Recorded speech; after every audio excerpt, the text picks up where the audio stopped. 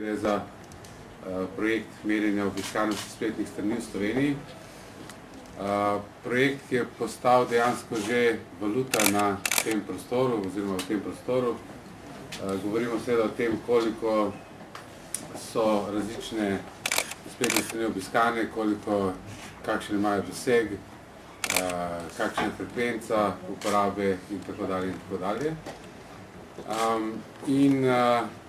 Nas še posebej veseli, da ste v bistvu z takim zanimanjem se odzvali te novinarske konference. Jaz mislim, da je to tudi potrditev tega, da se internet oziroma da se investicije v splet v Sloveniji zvišujejo, tako rekoč iz dneva v dan. Imeli smo v zadnjem letu kar nekaj seminarjev, eventov oziroma podobnega, ki so govorili o tem, kako je spletno oglaševanje pač zanimivo, kako prinaša veliko rezultatov in seveda izjemnega pomena za to oglaševanje je, da seveda vemo, kam investirati in koliko investirati. Po drugi strani to tudi pomeni, da glede na to, da smo zdaj v takem obdobju, smo s kolegi pravilno ocenili, da smo v bistvu že pred časom začeli z tovrstnim projektom. Tle gre tudi zahvala v bistvu vsem medijem, ki sodelujejo v projektu.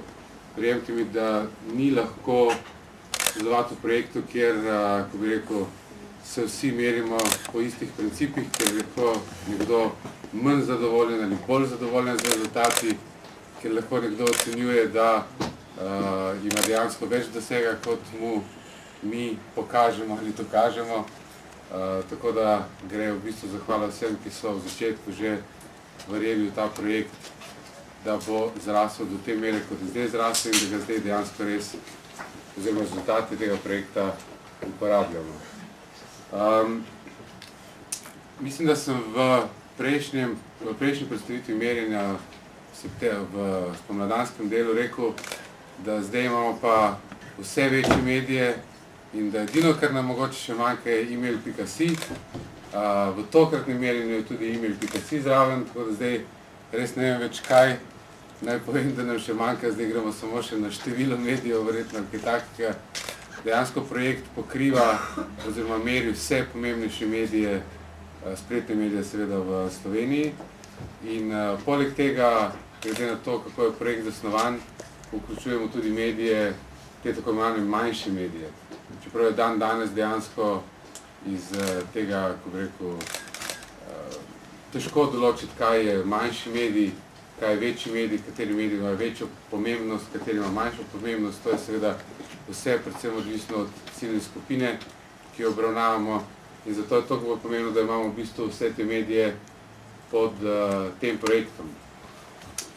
Kot veste, je na spletnem medijskem prostoru zelo pomembno tudi ta tako imenovani long tail oziroma dolgi rep, kjer je v bistvu, kjer se daje nekako enako pomembnost 80% ali pa 90% medijev, ki so tako imenovani manjši mediji, in pa ostalim 10% medijev, ki so iz vidika dosega seveda večji mediji. Zato je za nas zanimivo seveda tudi pridobiti vse, ki bi se želeli pač na osnovi iste metodologije meriti. Zdaj, nekaj je bilo nesporazumov tudi pri prejšnjem merjenju, kjer se mogoče naši rezultati malenkostno narobe povzemajo.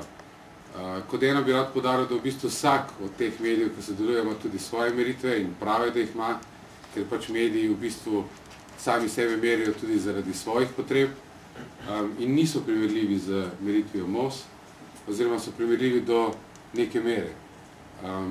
Ta glavna razlika mogoče med našim merjenjem in pa merjenjem ostalih je to, da mi poskušamo izmeriti dejanske obiskovalce, se pravi dejansko število ljudi, potem ko ostale meritve merijo število računalnikov. Tle bi hotel to še enkrat poudariti in verjamem, da bo tudi Patricija kasneje to poudarila.